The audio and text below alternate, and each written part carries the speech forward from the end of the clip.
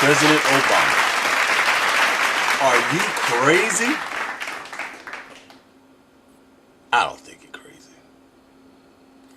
These people are up in arms about you shaking hands with Hugo Chavez and talking to all of those beautiful Latino people that you just had a wonderful, great summit with. See, one thing America don't understand, our image has been deteriorated because remember, all around the entire world, amongst darker skinned, even white skinned, I mean, it don't even matter. It's the man. The label is the man is the devil.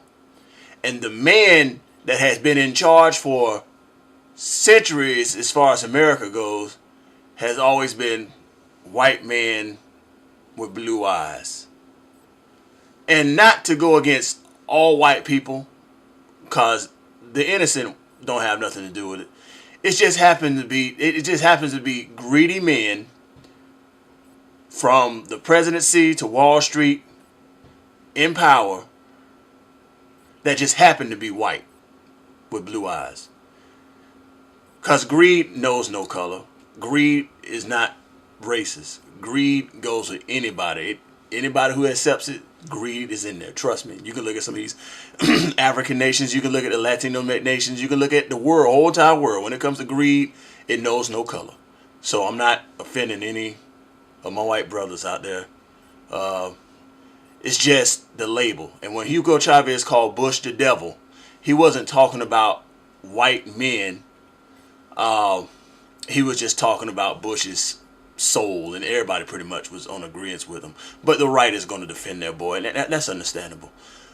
My point is, to make this brief, Barack did an excellent job at that summit. Listen to everybody and the G20. See, that's the power of great leadership. Great leaders know how to listen as well as dictate and tell.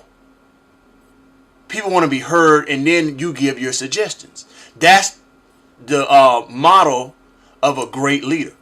We have a great leader in the White House who just happens to be a black man. So when it comes to criticism of the white man, he's more used to it because he's heard it before through his whole entire lifetime, growing up with people of different colors, and even some mad white friends of his. So don't take it personal that Barack got along so well with his Latino brothers of color, those beautiful people.